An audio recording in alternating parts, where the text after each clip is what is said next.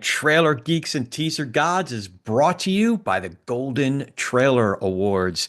Remember, the 25th annual Golden Trailer Awards is right around the corner. It's on Thursday, May 29th at the Orpheum Theater in downtown LA. When you go to goldentrailer.com to get your tickets, apply the code TGTG10 for 10% off your entire order. That's TGTG10. It's going to be fun. Pre-show cocktail starts at 6 and the show starts at 8. It's going to be a party for the whole industry. The Golden Trailer Awards honors the finest in feature film and streaming previews. Again, that's Thursday, May 29th, right around the corner. And it's the 25th. You got to go. And remember that code TGTG10 when you're getting your tickets from goldentrailer.com. TGTG10 for 10% off your entire order.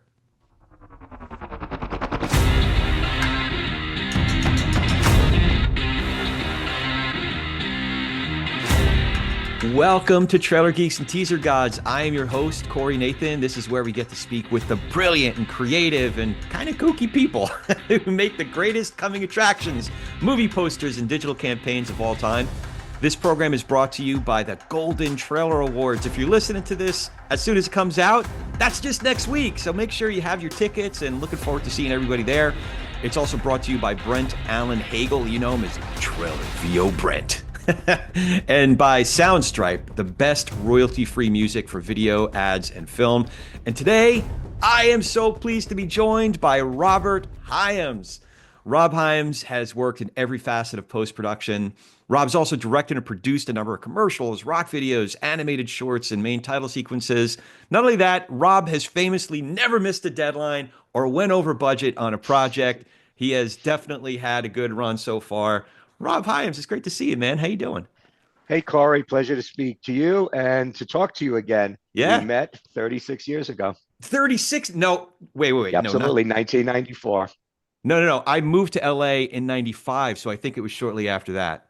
Very. All right, let's call it 95. Yeah, I was going to ask you if you remember the first time that we met. Of course, you called me.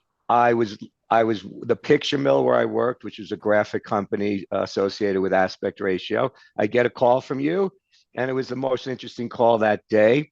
We were on Hollywood Boulevard in an old famous Bank of America building, and you called me and said, "Hey, I'd like to ask you some questions." Yeah. And I guess there was a bowling alley on Hollywood Boulevard. Does that sound familiar, or we just go to a bar for a beer? It might have been the bowling alley because it was one of my that I forgot what it was, but it was one of my stomping grounds when I was a messenger, and it was the only place I knew to invite And it people was like to. Hollywood and Yeah, yeah, Wilton-ish. Yeah, all yeah. right. So I walked down there. I met you, and you were young, and your lovely wife was with you taking notes. This is what I assumed that meeting was. And this is for everyone who loves you and loves what you've done for our industry. I thought you were a college student doing a term paper on motion picture marketing, and That's your funny. wife was taking notes. Next time I hear about you, I'm at a Dodger game with Mike Greenfeld sitting behind home plate. And I said, I'm hearing this name all the time and something to do with you and the ant farm. He goes, yeah, that's Corey Nathan, blah, blah, blah, blah, blah. I said, I might be somewhat responsible for him and you getting together. And So, that's it so until you started these podcasts. yeah. So let me fill in some of the blanks here for you. So, somebody had this great idea. And I had no idea what he's talking about. It ended up being Michael McIntyre when he had the idea for the original motion before Okay. it got absorbed into CMP and he Yep. kind of took over CMP. But Michael's idea was to start a boutique competitor to Imaginary Forces. And you were very much, Picture Mill was, Yes. Was very that? much in that world. But he Yes. said to a boutique competitor to Imaginary Forces, but to do it with an editorial, a trailer first Mm-hmm. focus. Yep. No idea what he was talking about. But what I did was I made a list of literally 100 names that I thought people might know.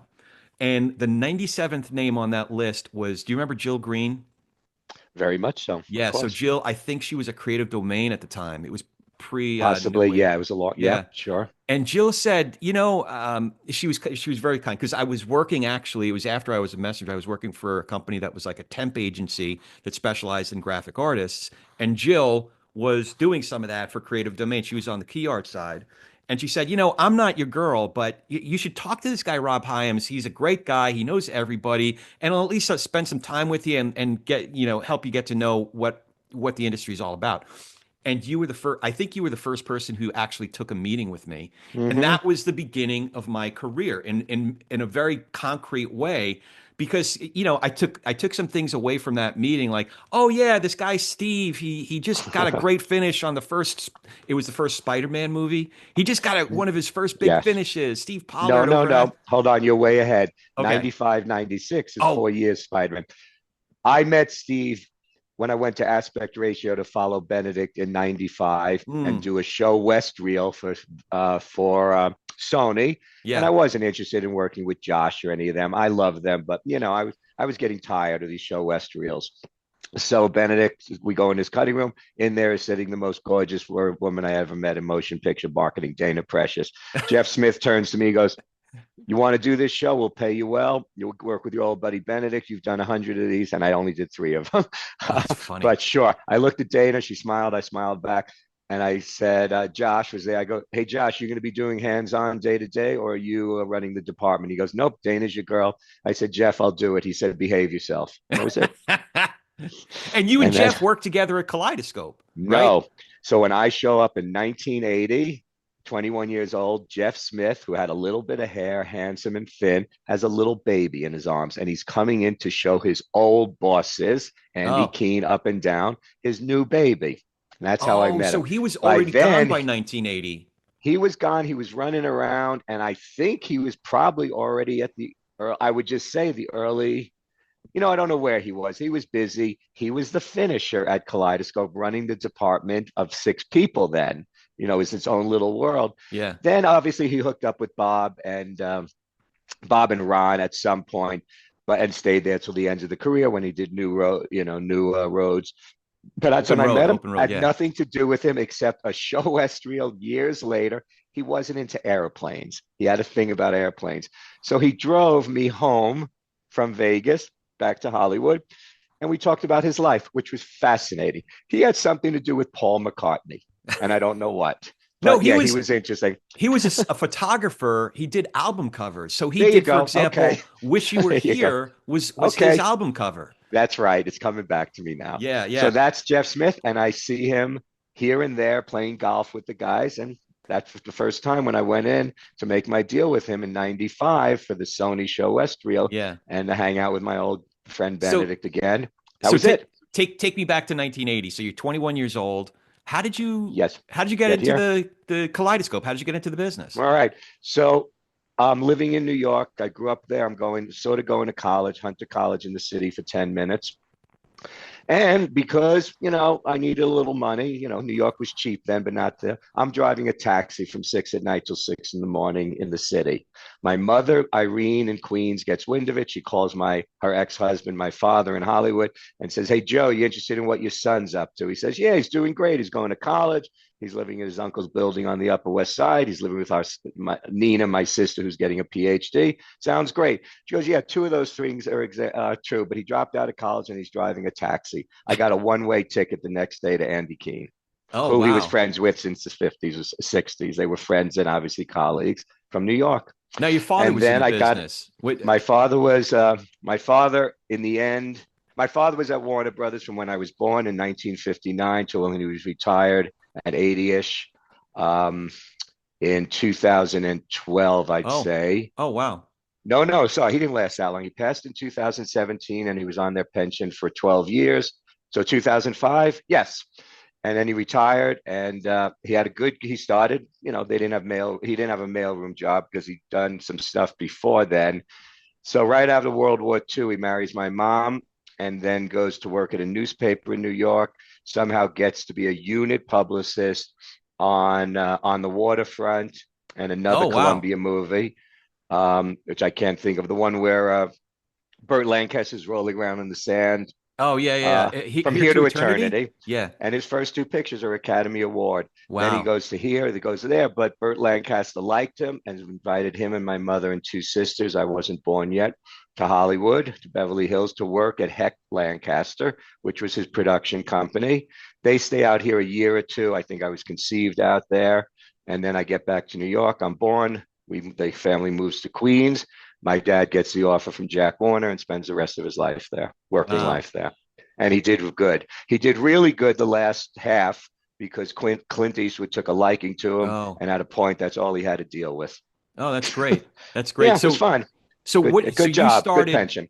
you started like a So lot of people do it at Kaleidoscope in the mailroom or as a runner. Or yes, what were you doing? well, the mailroom messenger runner was, you got to remember back then, we didn't even have fax machines. Yeah. So it was federal minimum wage of 3.35 an hour. I go to meet with Vince Arcaro, who is the production manager, head of the mailroom. He was 4 or 5 years older than me. Tough guy, but it was good. Um, and he's the one who might have said to me, "We pay 335." I guess this is his joke. And I go, "Wow, 335 a week, terrific." And he sees my little smile and says, "No, that's an hour. It's minimum wage. And if we were legally able to, we'd pay you less." I walked out of that office ready to buy my own plane ticket back to New York. I did good driving a taxi. I think I made $50 a night tax free, and it was fun. And I had a car in New York City. Anyway, I say hello to Andy. He heard that I'm going to be working there. Dan Davis still had an office there. Steve Panama probably had just come in 2 or 3 years before that, because it was really Andy and Dan. I go down to meet my boss, which is Mike Camp, who's only making Oh. $30 more a week than we were. He's head messenger, and Right. that was a very good position. You get to sit behind a desk and tell people what to do, and learn to be an apprentice. Then I meet the next day or two Bob Wait, Harper, wait. who's the production manager. Oh, Yes, that's sorry. funny. Wait, so Yeah. Bob ended up running marketing at Fox, and then was Mike the one who did Fox Atomic? Was that his thing? Because No. I know Mike was at Fox at a certain point.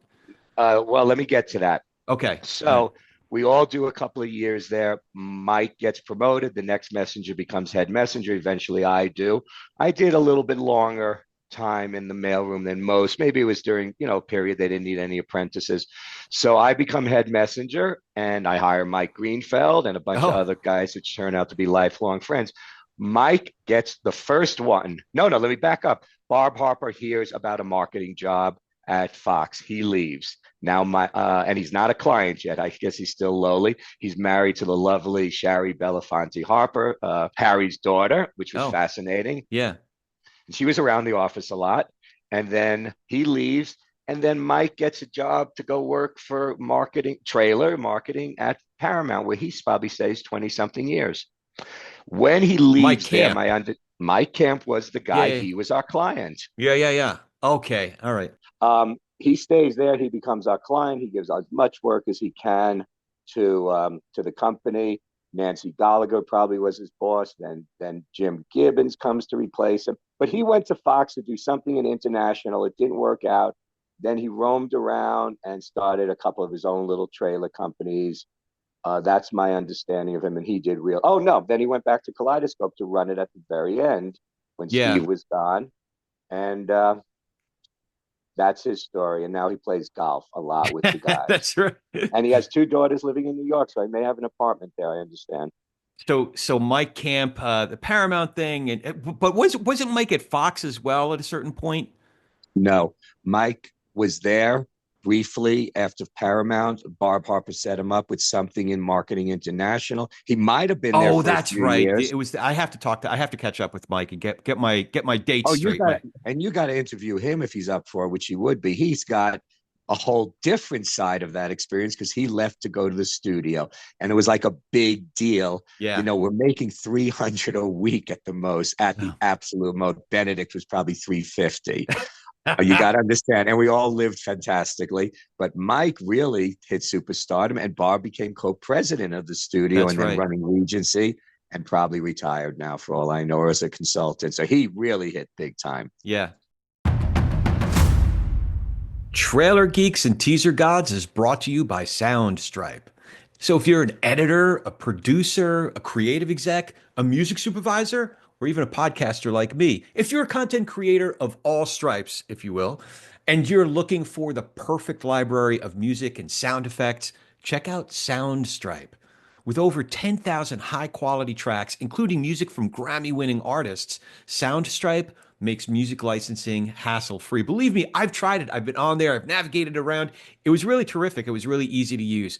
So, with a simple subscription, you get unlimited access to a vast catalog, downloadable stems for creative flexibility, and AI song editing to customize tracks effortlessly.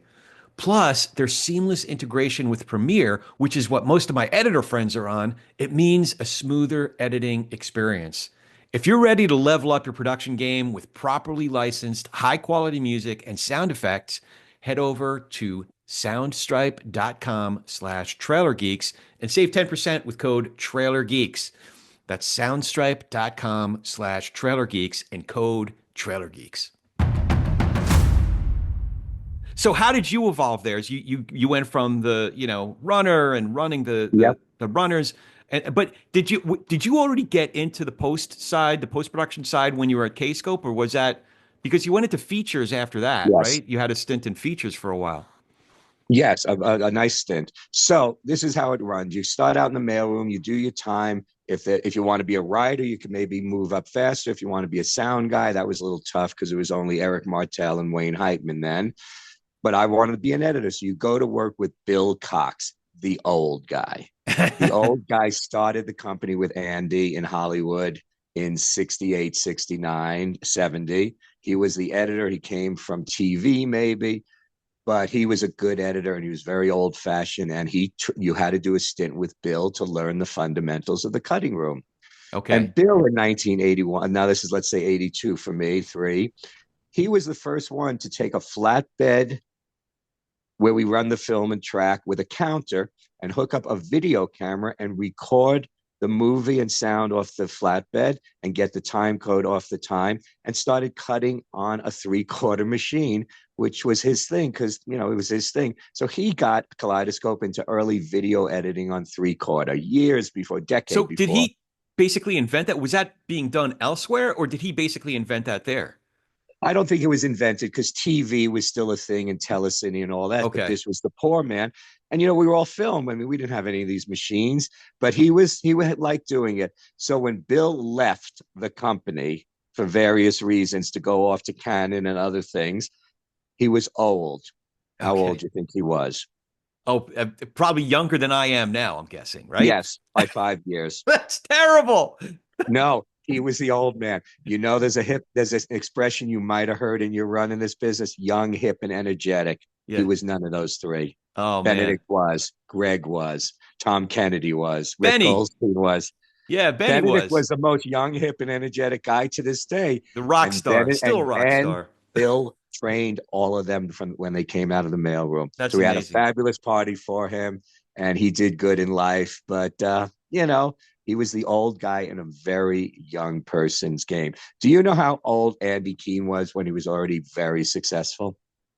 I would guess he was still in his 30s, right? Yes, you're absolutely right. And Steve Panama was younger than him. They were Yeah. young guys in a new business, and they defined it. And if you think about all the superstars you know now, most of them are in their 30s, 40s. 60-year-olds go back to this era, but trailers are a young person's game. And the editors I subsequently worked for hit their stride in their 50s. That Mm. was the way in the studio system. So anyway, so I stay there. Bill does his thing with me. Did you ever hear of Mike Shapiro and Parker Andrews? I know Parker Andrews, but I'm not All right, familiar so with. Mike Shapiro goes to college with Andy Keene in Florida. They come out to Hollywood. He's an executive, junior executive at Columbia or somewhere. Andy calls him and said, "Hey, why don't you come work for me at Kaleidoscope?" And he has a company called Saraband, basically in the Oh, building and then down the block. And his superstar editor, who I worked with and is one of the greatest and was with Greenfeld for many, many yeah, years, at the is ant farm. Parker Andrews Yeah, at the Parker. Ant Farm. Parker. So Parker. Parker and I are still friends today. He's retired and he's got a lot of hobbies. And Mike hired him when it was Carol Greenfeld Right. on Forest Lawn Drive as his first real editor. And then they stayed with him. He transitioned with Barbara. So anyway, him and Mike were friends since the beginning, since we were Yeah. all beginning. So I move upstairs. I go upstairs to work with the great Tom Kennedy, one of the greatest editors.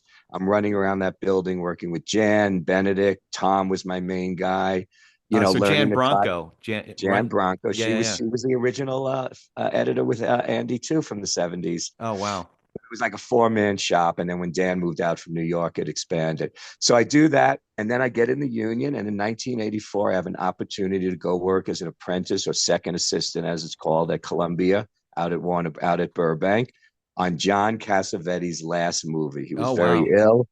And I was supposed to be there for 6 weeks. I was there for 2.5 years. I started as apprentice, and I was the last guy standing to cut close-ups in for what, John had gone home sick, and everybody was taking their shot at the movie. And one day, the boss of post-production leaves. Let me back up. Guy McElwain was the head of the studio. He was John's agent going back to the beginning. The man's dying.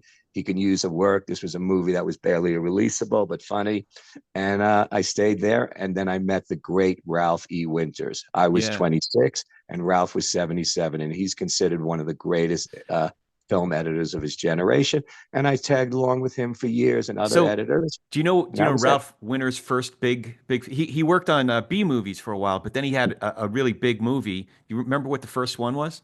Well, his second Academy Award was Ben-Hur.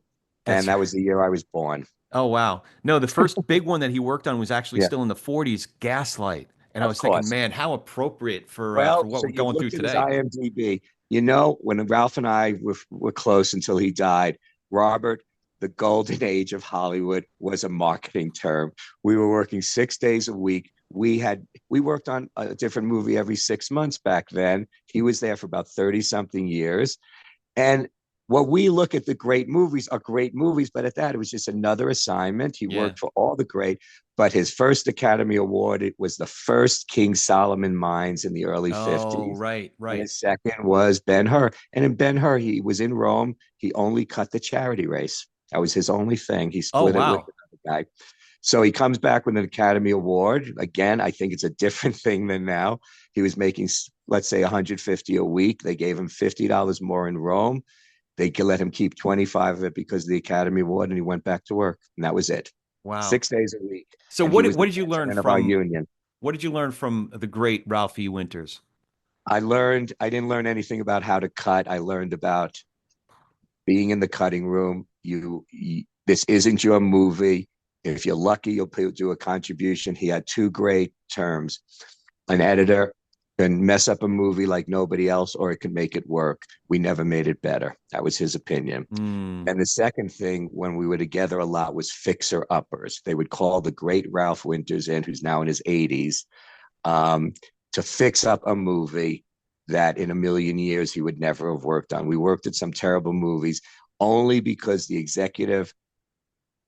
director's usually fired at this point. They have to release the movie. The editor's pissed off that the director's fired. They bring in Ralph and me and, whoever is still on the movie, and we fix it. We didn't fix anything. His second great line was, you could take a 10-pound bag of crap and cut it down to a 5-pound bag of crap. It's still a bag of crap. Ralph Winters made more money those last 7 years than he ever did in his life. He was like up to 2,000, 3,000 a week, which was Wow. huge. And he was So great. how different was because you spent 4 or 5 years in trailers before you got into the Yes. feature. How Yes. different were the two worlds? The first day on my new feature, this Cassavetes movie in October of 24 of 84, Robert, wear gloves. You're What? not in trailers anymore. When you're handling original color film, Oh, you wear gloves. You wear just this little cloth glove that you wore or you didn't wear, but it kept the film clean because you got to realize what we worked on in trailers was a dupe. You can mess it up, you could cut it up, you could do this. This movie I'm touching every day is going to be what's going to be previewed, what everyone's going to see with the splices and the tape. And before you leave every night, you'll put away all the trims. Kaleidoscope had trim bins in the hallway. We had this at the end of the movie. We rolled it up, we put it in a box, and we threw it away, and we moved on. A whole different thing: making coffee, making tea, going on runs. Before we just started having answering machines, so somebody had to be in the cutting room and not go to lunch, and that was me for a while. But you learned how to make movies. You learned how producers, directors, it's thing. You're at a studio, and you're the lowest man on the totem pole for a while, but it was fun. Andy got me in the union halfway through, so I'm an assistant in the union, and it was fabulous. And I did that, and I worked on a lot of stuff. Too many stories to tell you, but from Ralph Winters to Michael Kahn and Spielberg to going on locations to having fun. Ralph made me the highest paid assistant editor in town during that period because they say, Ralph, you can't bring your own guy with you because you have a whole cutting room of people that know the movie. You're just replacing the editor. He goes, I work with, he called me Bobby Hyams. I work with Bobby Hyams. Without him, you don't get me, and you pay him editor's rate. Oh, wow. And I He I took care of him. he really Yeah. had your back. So I didn't realize that that was more than a decade on the feature side, right? 11 years. And in between shows, I went to work in trailers as a finisher. So you got to Oh, understand, finishing in trailers is finishing. It's cut. We got to take the picture, the sound, get it ready, and do it quickly. And in film, it was a little bit laborious and now digital, but it was, it was just assistant editing that we all did. But the trailers were very compartmentalized. There was the trailer editor. Well, the trailer assistants did everything, but in features, you learn to do it. So when they'd hire me, all I had to do was build a work print or take the work print, get it to a lab, figure out how to do opticals. But I did all that. And I learned that at Kaleidoscope because we had a finishing department. And every now and again, they'd show us what they do, which was rudimentary, but it goes back to film. Then when we went to Avids, well, I don't want to jump ahead. So I learned all that, and you learn. And the other thing, the cutting room isn't for everybody. It's an easy mm, job to get because in the film days, we needed a lot of them. It's not for everybody. 12 hours a day, 10, 12 hours a day, 6 days a week in a dark room. And I maybe one of 10 in my generation who transitioned from trailers voluntarily to go into movies because most of those guys were much smarter than me. When they stick around here, make a lot of money, and don't be on a movie for 6 years. That stinks. so You're on the trailer. Yeah. for folks who don't know, Yeah. especially at that time, we're talking about late '80s into the early to mid No, '90s. yeah. What is finishing? Okay. Yeah, at that time. Okay. So we're all on film. Let's say this. So the Avid showed up around 91, 92 in trailer world, a few years later in movies. Finishing is just what it sounds like. You're finishing a project. And every craft has it. There's a finishing carpenter, finishing this, a finishing painter. The guys that finish it, deliver it, and maybe add some polish to it. So the editors cutting picture and sound and music and narration.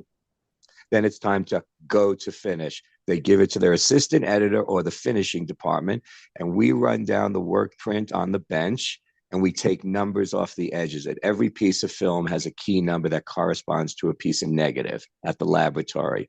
We start dealing with the temp mixes, which before Eric Eric Martel was in-house on a little machine, and it worked. It was mono, it was quick, we got it done. So it's all on film now. The way the clients looked at it, because they couldn't always come to a screening room. There was a place up the block called on Seward Street called Ashfield, and one or two other shops that took the work print, transferred it to 3/4. We made copies and we sent it to the client. But we always were cutting on film. We weren't yet cutting even on rudimentary video in our world. Certainly TV was. So that's finishing. You take it, and back then, so film real quick, you shoot on 35 millimeter negative, that stays in the lab, that's the movie, and all the hundreds of thousands of feet that don't make it.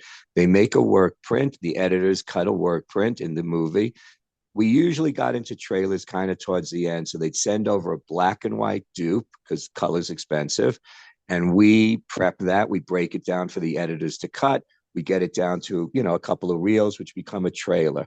Then it has to go to finish, and we have to have something that looks good to go. We can't take that original negative out of the lab because they need it for the movie. So Hmm. what they made going back to the 30s and 40s is called a duplicate negative. And it's not a duplicate negative because film goes negative, positive, all the way down the thing, just like still cameras. So they make, in the old days, called a CRI, a color reversal into negative, which is actually a positive stock. We would call it into positive or IPs as we went on. We get a copy of that IP to finish the movie, and it only contains the scenes that are in the trailer. So they take the scene in the movie, which let's say is 2 minutes, Yeah. and they dupe it for us. We need 8 frames of it. We need 10 frames of it, but they can't start messing or touching the negative more than they have to.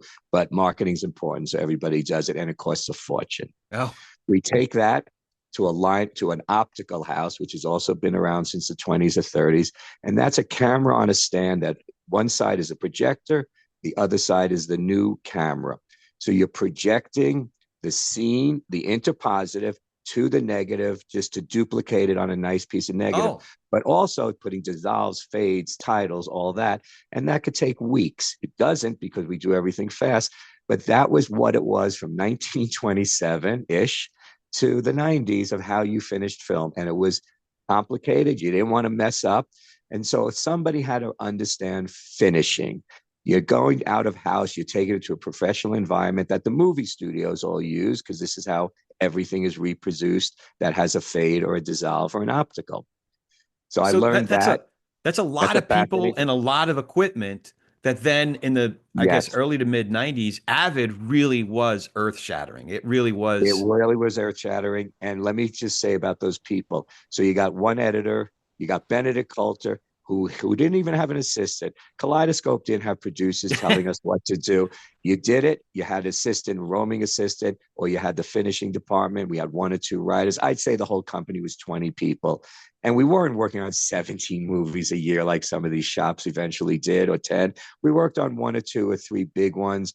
You know, somebody did the trailer, somebody did the TV spots, and that's how you learned. And if you had talent, Andy and them recognized it, and you could spend your life there, which is what he liked. Yeah. So when it leaves that shop in my hands or somebody else to the laboratory, the optical house sound mixing, there could be 50 people, Wow. all union, all being paid to get that trailer out quickly. It's all about Wow. quickly. And then you have the whole studio side, and then you have distribution. So when we had to lock a trailer and get it into the lab, as it were, somebody's lining up shipping these trailers all over the world. So you got to make that deadline. Otherwise, it's a disaster. And You we know what? always said, Now I'm thinking at that time when Avid was coming in, there must have been a lot of people really nervous about what that meant for all those jobs and all that workflow. The same way that a lot of folks are really nervous about what AI means for their yes, jobs now. Is that I would fair to say? agree. Yeah. So yes, I'm at Collide. So one day, so I am freelancing around in between movies. It's 1991-ish. Mike Greenfeld is starting his climb at a comp with John Bloom, who also worked at Kaleidoscope, Yeah. who was an interesting guy who had a one-man shop, and Yeah. he was the guy there. So Mike would say, "Hey, what are you doing next week? We have a rush finish on something. Come in." One day there's this box sitting on the glass conference table, lunch table in this little shop on Sunset Boulevard. And everybody says, "What's that?" And one guy, Guy Garner, may he rest in peace, said, "This is going to change our world."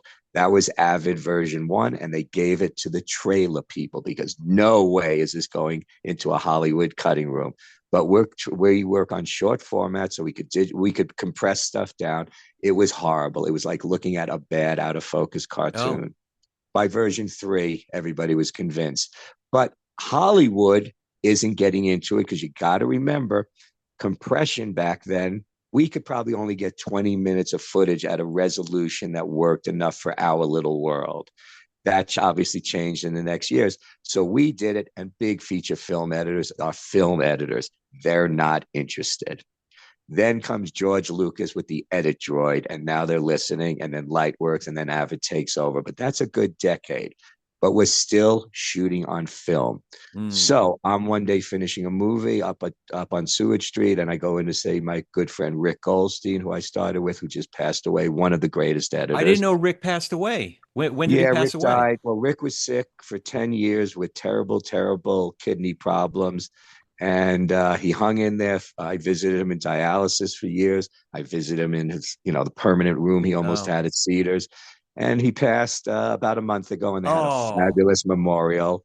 that's And too if you would bad. be on my Facebook page, because I was the one who announced it, You and know what I always think of? everybody showed up Rick was always except so me. nice to me when I called him at Cimarron, but he was such Yes, a stable guy, a loyal guy, yes, yes. But the other thing I think of is, do you Well, you remember what did Tony speak to him. called him? Uh, No, tell me stories. Tell me. I don't Forever, know that story. Yeah. Rick wasn't Rick, he was Pillow Boy. Because Yes, because he had a pillow because he liked to nap.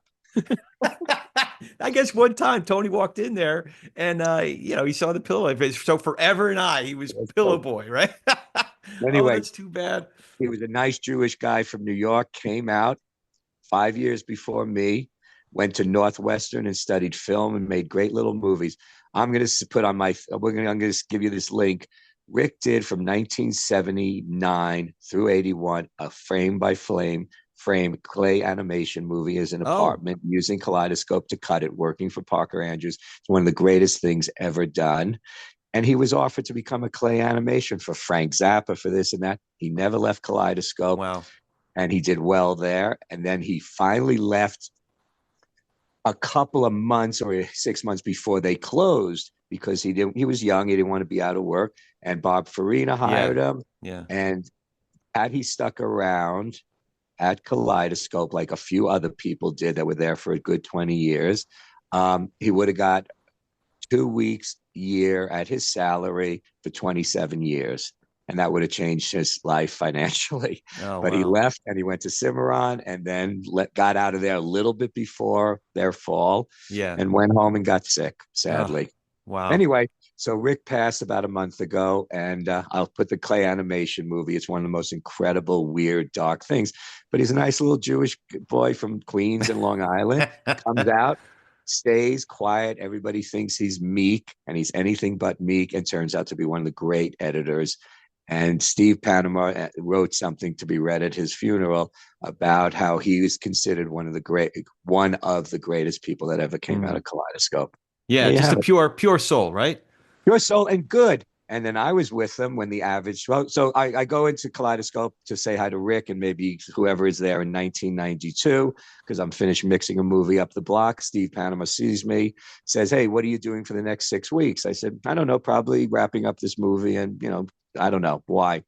"Well, we're doing a show West Reel for Mike Kemp and Shay Lee and Nancy Gallagher, and Benedict can use your help."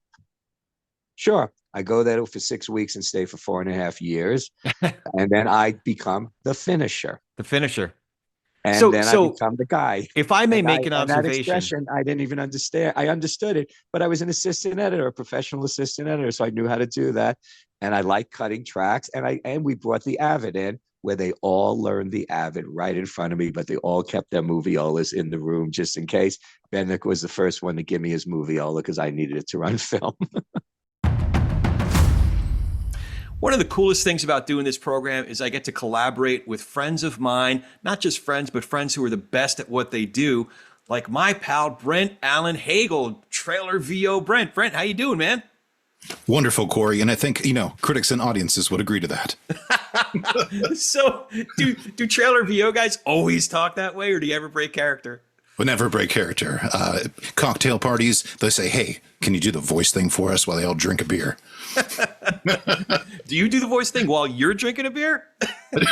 I've never tried. I could probably win an award for that. Oh, see, you're already breaking character, man. If we go on too long, you're going to start sounding like Gilbert Gottfried or something. It'll be like this. Hey, yeah, it was the podcast that did it to me. Haven. All right. So before we hit it, we get back to the show. How can folks find you? BrentAllenHagel.com, Brent, Allen, Hagel, Hagel.com on the interwebs and social media at Trailer VO Brent on social media. It's a great follow. Thanks, Brent, and thanks for helping out. And now back to our show.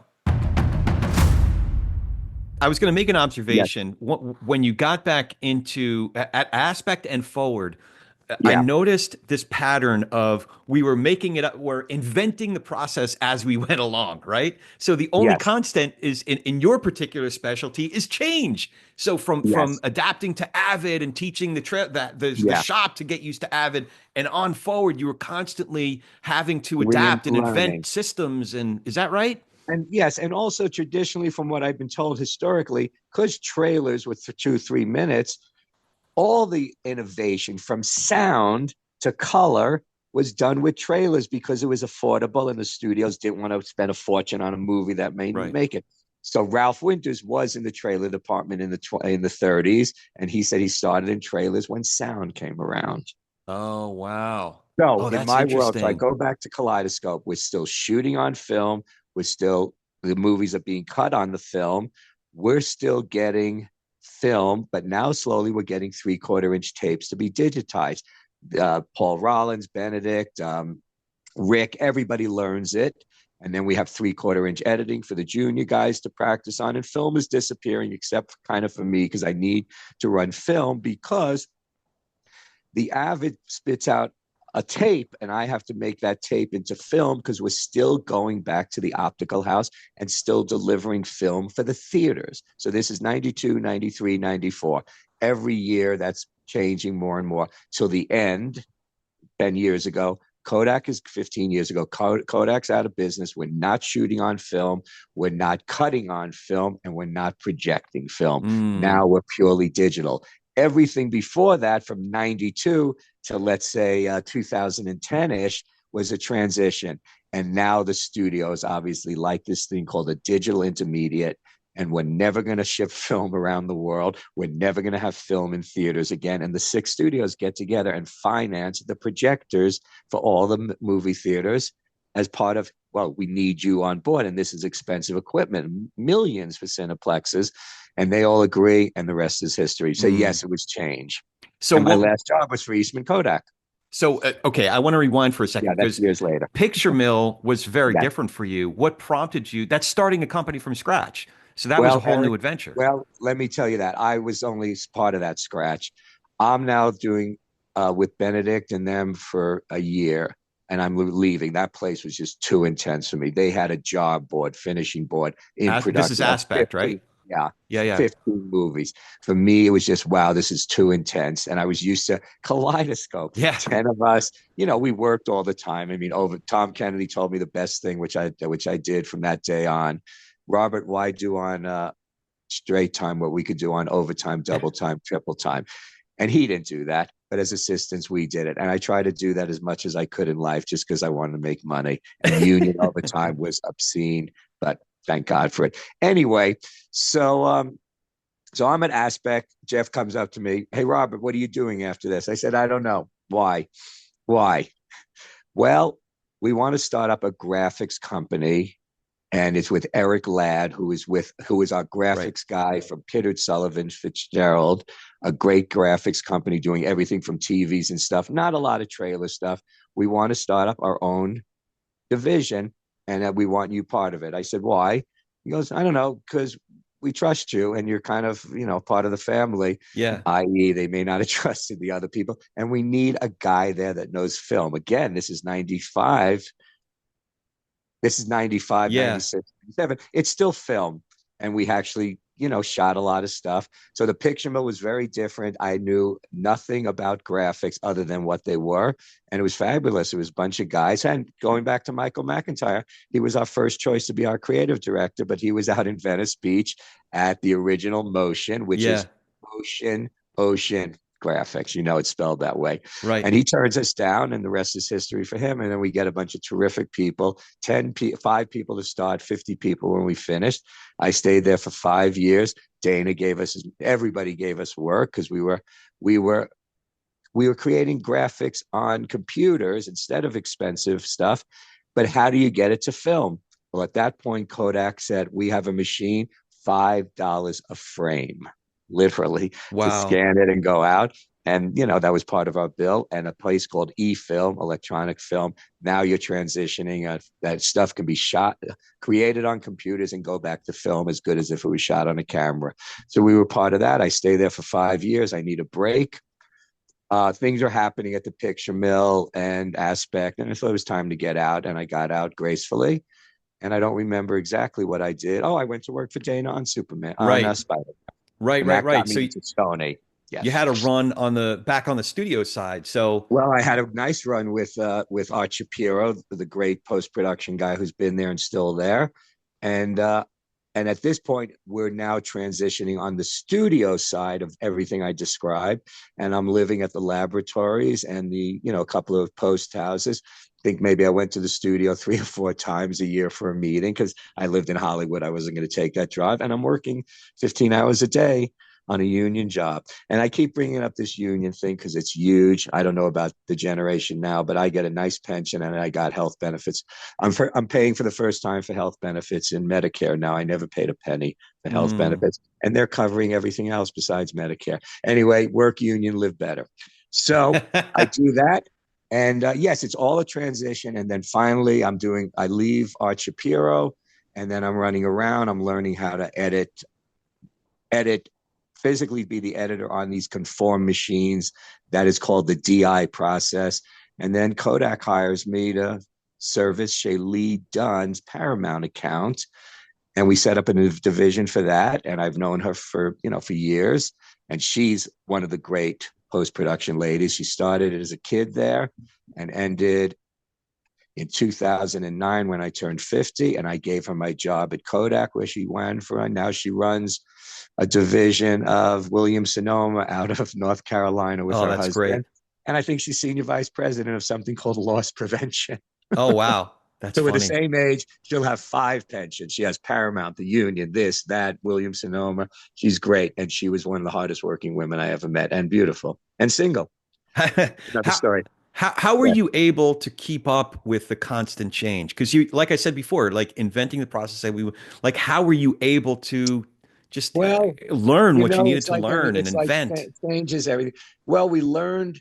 It wasn't like I'm jumping into something like, oh my God, I guess I have to take classes for this. It wasn't that. We were the change, and then there was a whole group of us at every trailer house. Chris Dobbs, a whole bunch of people, and they said, Robert, why don't you try doing it like this? Robert, there's a new piece of software, and then it got better and better, and the editors, on the Avids themselves. So what I did was what it was. How I did it changed, and there was always people to talk to. And I'd have to say, me and these 6 or 7 other finishers at the other trailer companies. We all were friends. We all went out to, hung out, and we all talked to each other and said, Robert, there's this new thing that so and so is using. Go talk to them. You need to learn it. And Hmm. that's it. And then eventually the change stopped with digital, and I was just a supervisor and very little, touching a film, but, had my hands in everything. And that was a little boring for me. And then a lot of these jobs, I wasn't on the clock. I was management. So that had its Yeah. downfall. But, I was part of the change. And then the generation before us was part of that change. I mean, you look at the Ralph Winters and that group of these men would be 100 and something now. They went from silent to sound to color to cinemascope to this to that to their world changing every 5 years. And they hung in there until 1995, where the Hmm. Avids hit. And a lot of the old timers said, nope, time to retire. Yeah. And that's when a lot of young guys started cutting the movies, which they still are, because they understood computers and the beauty of these machines. So how do you see the industry evolving from here forward, the next year, 3 years, 5 years? I know you've been helping a lot of independent filmmakers over the last few years. So how do you Yeah, it was see mostly things big. going moving You know, forward? I think the stream, nobody's really on, doesn't know if the movie theaters will be around. This streaming thing is the greatest thing. These fabulous 80-inch TVs with great sound at your house seem to be taking over. And this whole streaming world is incredible of how much product is out there, how much work we're doing. So that'll continue to the point, I guess even better quality pictures, better sound. Um, and obviously less workers. So my big transition is on a big movie, we'd have 30 or 40 sound editors and assistants. Last movie I was on had 5 of them. Wow. So they got to, and the same with the cutting rooms, busy movies had 3, 4 editors, a lot of assistants, a lot of apprentices. And that ended. The laboratories ended. We lost half of our blue collar workforce from, let's say, 97 to 2000 and something. Literally everything shut down, and these people hopefully were old enough to get pensions. Most weren't, and they went into real estate, or they moved. Most of them sold their houses and moved to South Carolina. So So like everything, technology did a number, like AI is going to do in the world. so For I'm better or I'm gonna worse, I don't know. I'm gonna Yeah. ask you to address my kids, or people Okay. of my kids. I have a 24, 21, almost 22, and a 20-year-old, Wow. right? Wow. Cool. What would you tell my kids if they're gonna make a go in the industry? What are some things they should do or habits they should form to have the kind of long, interesting career with a number of cool different chapters that Okay. they something they enjoy that's enriching, Are any of these 3 kids at all interested in what you just described, or you're just hypothetical? It's partly hypothetical. My youngest is definitely into the music scene. He's creating Great. music. He's getting gigs as a Great. DJ and stuff like that. Great. The dubstep, I don't know, the EDM scene he's really into. But Yeah. Great. Cool. yeah, yeah, Okay, so what I would do, like my father did, a lot of people, everybody. So somebody says, Dad, I don't know, I'd like to be a director, producer, actor, writer, more than likely a cameraman. That isn't going to happen from jump unless they're extremely talented. And a lot of agents in that world. So you'll say, call this guy who works at whatever company's around. There's an entry level position there. You'll learn. If you're interested in post production, you'll be cutting in a few years at the most, and then you take that as how to learn what the business is about, and then go do what you want to do. If film school is in their cards, absolutely do it, because that might be the last time they make their own movie. Interesting. Then, if they're not interested in editing, everyone. Hey, get them on a movie as the third assistant cameraman. Let them learn camera. I would go for producing, directing, studio executive if I knew what I knew then, Yeah. just for that. Although, as you know, those studio executive jobs don't last a lifetime, but you do okay. Well, But now everybody's watching The Studio on Apple TV and yes, say, I don't want yeah, to be that's the right. chairman of this. I don't want that Right. job. No, that I don't think. I think you now need a Harvard MBA or be a previous lawyer to get the big positions, but you could always go up. But I think working and being part of the process, whether it's a trailer, a TV commercial, a documentary, a music video, and the technology that they could do it on they didn't need to come at night and set up and borrow a camera and a 35 millimeter editing room. They could make their own movies, which everyone does, and get into it that way. But I think there's more opportunity now with the streaming world and non-union. So you don't have any union issues ever again. Go that route. Or if they absolutely don't want to, go into production design, the art department, wardrobe, get in and see if you have it in you to work for years or decades on end.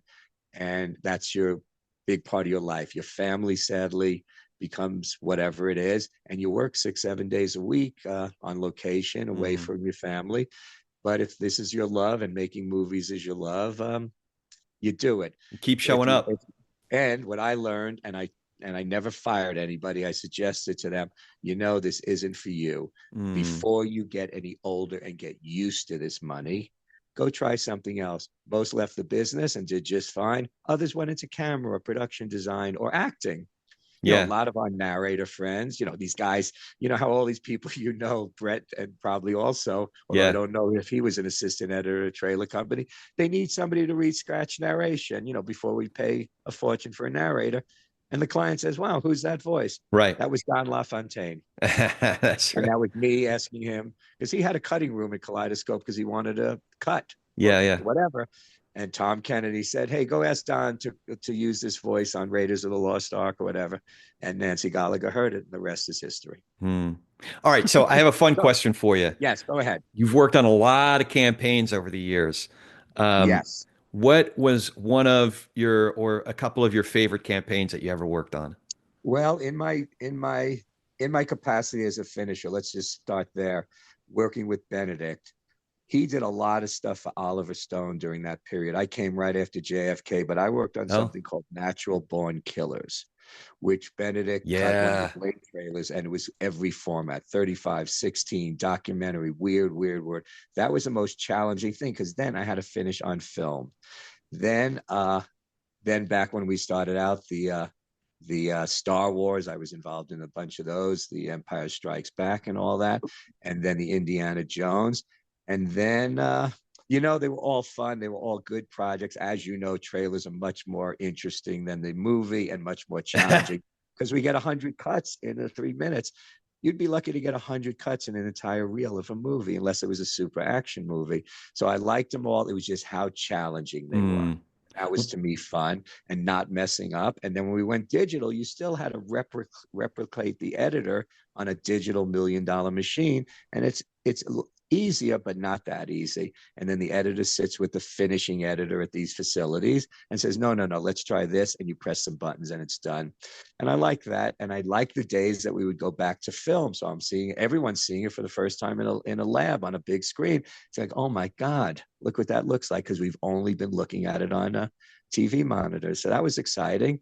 And then at Sony, I worked on all the Spider-Mans. We were working on a lot.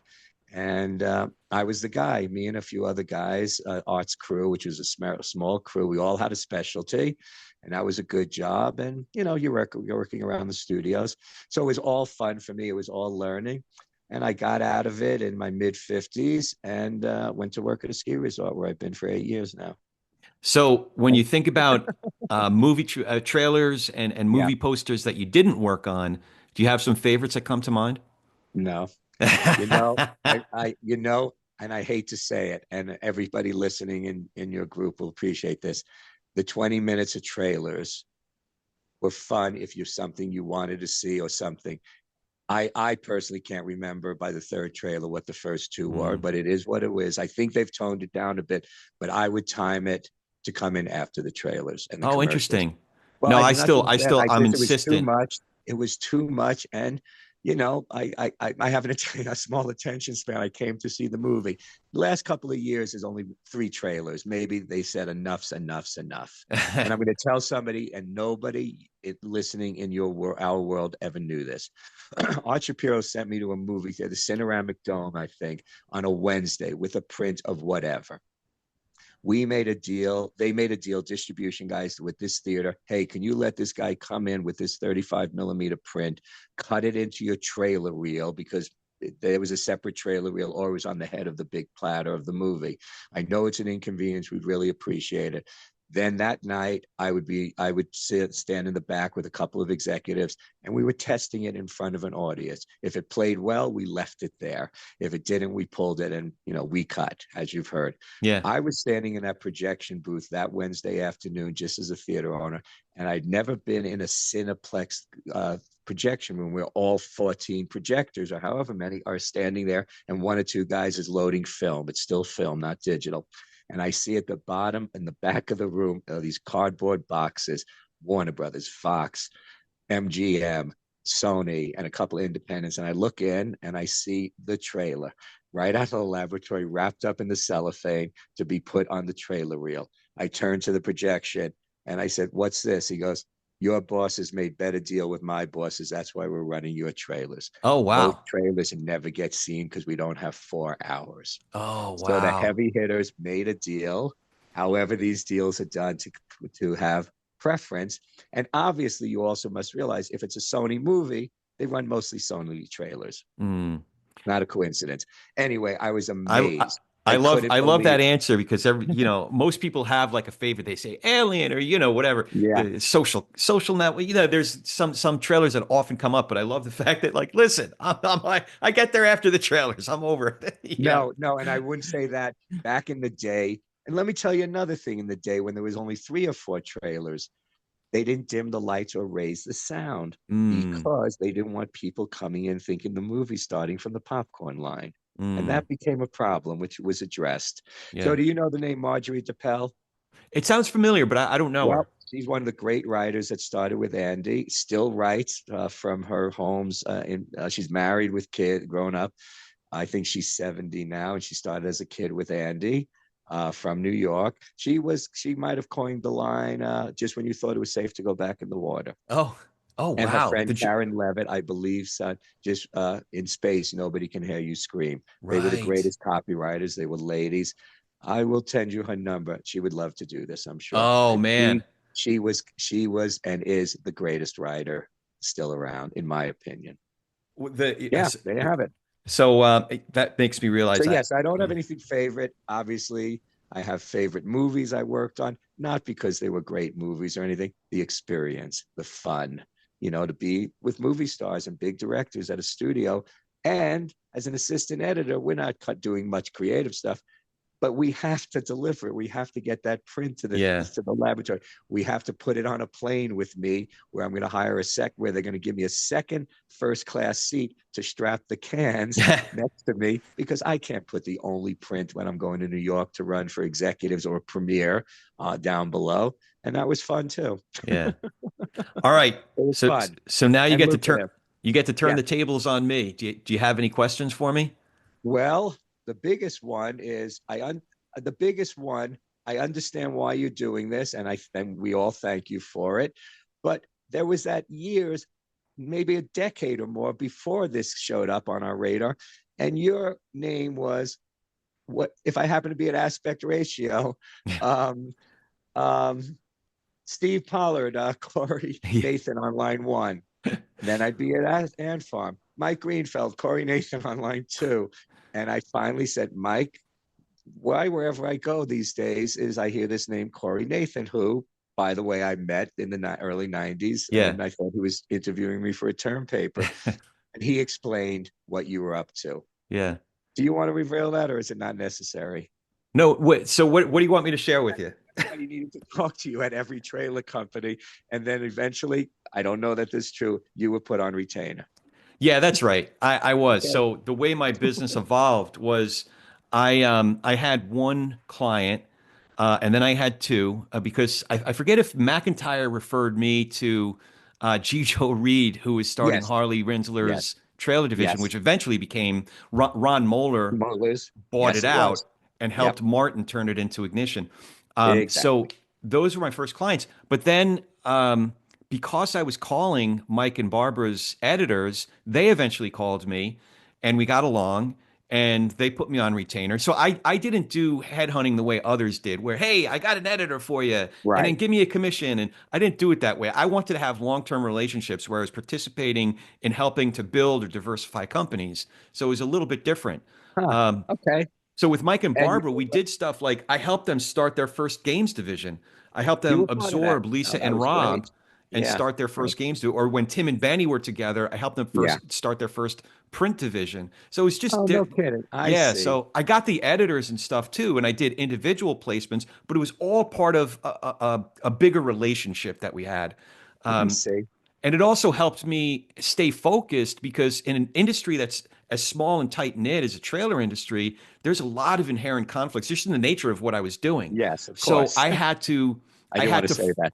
I had to formalize I had to formalize my alliances, if you will, Yeah, I and see. then over the years, I just determined, like Mike and Barbara were a great example, and they Yeah. really helped me get to a different level as a professional and understanding the business, because they helped me really clarify the kinds of companies that I wanted to do business with. First of all, at that time especially, they were getting the best projects and they were doing some of Yeah. the best work in the industry. Yeah, That was sure. easy for me to be out in the marketplace and say, "Hey, these guys are the best." But more So you were, important was yeah, cool. also what Mike and Barbara did that was a little different was they had a different vibe when you walked into their shop, whether it was that place on Sycamore, eventually the place at the Mm, Grove.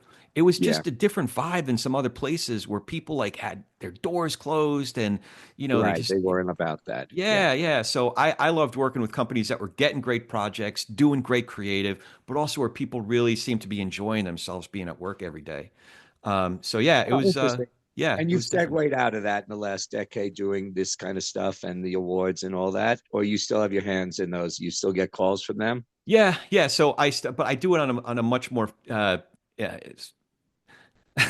I still do that, but it's on a Good. much smaller scale. I used to Yeah. represent as many as 10, 12 companies at a time, but now I only work with a small handful All right, of good. companies. Well, So that's what I understood. And yes, you said there's a conflict, and I got, how is he getting away with this? More yeah, power to you. And yeah, Mike and Barbara being mishpucha didn't hurt either. yeah, absolutely. The only four, They're the only terrific. six of us in that business that are Yeah. from that tribe. Well, it Very was cool. important to them because, like, the Yes. expression, don't smoke from your own stash. Like, they Yes, wanted to of make course. sure that I wasn't recruiting from them. So that was a good, like, they gave me shit. It's like, we're giving you protection money I'm like, come on, No, it stop. sounds great. And you did good. And I don't think I ever heard a word. And I didn't hear a lot. You weren't sort of on my radar, but the names popped up. Nobody disliked you. Well, I appreciate, well, I Well, don't know that's what about I that. heard. If they did dislike you, obviously I wasn't, that could have been a million people, a bunch of people I didn't have anything to do. But Greenfeld, Barbara, and a bunch of other people said, we needed someone like him. Well, it's funny because Barbara, one of the first times we met, we sat down for lunch, and she winds it down by saying, in a way, I thought you were going to be a real dick, but Right. you're a nice guy. You're a So nice guy and you're from back east. That doesn't hurt either. All right. so So, in the vein of Dana Precious, I just want to talk about very quickly a bunch of people. okay, Dana being the top. And I just took a long road trip around this country and ended up back in Snowmass, where I am now, to visit Dana because I hadn't seen her in 8 years because she moved and, she was, we neither one of us were in the business. So it was great to see her in her hometown in Muskegon. And then I went on to other places. So, Dana, being Dana, when she hired me for Spider-Man as just an independent guy dragging along the picture mill, because Aspect cut those things and we were their top, graphics people and a little bit of finishing. She gave me a rate of money that's never been met again, and that established my rate for the next 20 years. So I thank her for that. Okay. And she was great. Eric Martell and I started together. He didn't come to the mailroom because he knew how to work a microphone. Me and him are good friends today, and he is the patience it took for him for all those years sitting in that room doing trailers, and the greatest and biggest. And he was great, Eric Martell. And Art Shapiro, who again was one of my great bosses and been in it for 35 years now. Shay Lee Dunn was great. So this little world of finishing post-productions and trailers that Dana wasn't part of, she was just the boss, changed our industry. And we were all still friends today because we weren't competitive. We needed each other, and we all looked out for each other. That resume you have, I put on because somebody like Shay Lee maybe said, Robert, you're retiring a little young. You never know. Just print up something for the first time in your life and put it on Indeed. I didn't put it on LinkedIn. I didn't put it on LinkedIn. You're one of the 3 people that's ever seen it. Oh, wow. I'm honored. No, because I never needed it. And it's goofy, right? It's a little goofy. And we always took care of each other until we started retiring. And that worked out well. Some guys are still working, going into their 70s and they're superstars or not. Benedict being one. Yeah. I mean, he's the oldest, and he'll never retire unless he has to because he loves it. Yeah. And it was. He still has fire in his belly for it, man. He's still great. And he's inspired by the guys he's working with. It's really terrific. All right, so that's it. So it was a cool run, and thank you. And anybody listening to it who thought, oh, finishing, they really had something to do with the industry changing from film to digital in a microcosm. Yeah, it's great.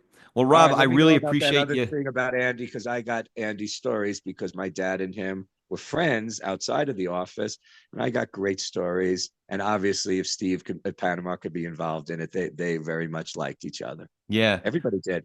Yeah. Andy changed our world.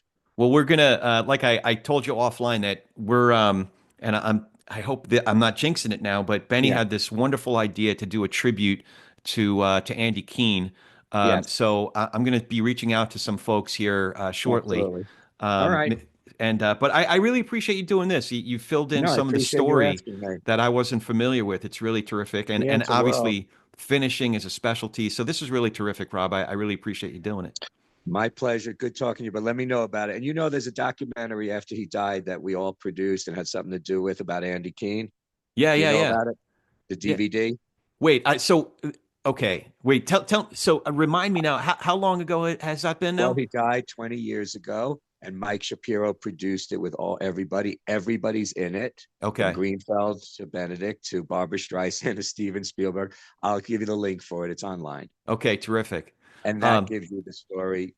That's the first tribute. Yeah, it's great. Send me both of those links. The one to Rick's film, the I will. I'll do animated, as well as this one, because I'll put it in the show notes so other folks can find it as well. I'll send you that picture of me in 1983 behind Benedict's Moviola staging a shot for the New York Times for Andy. I have one other favor, Rob. Yes, anything. Let's not wait 30-something years to talk again, all right? All right, you don't ski or board, do you? Your kids ski or board? My middle one does. All right. So he might come up and visit you. He'll come up and he'll be the guest of the Aspen Ski Company. Oh, terrific. Terrific. Be good. Take care. All right. Thanks. And as always, please rate us, review us wherever you get your podcasts. It really does help us in the rankings. Follow us on all the socials. I am at Corey S. Nathan, Corey, S as in Sam, Nathan, at Corey S. Nathan. Check out our awesome sponsors too. The Golden Trailer Awards. Brent Allen Hagel, you know him as Trailer VO Brent, and Soundstripe, the best royalty-free music for video, ads, and film. Really grateful to all those folks for helping to keep the lights on. Thank you for joining us. Now go do some inspired work.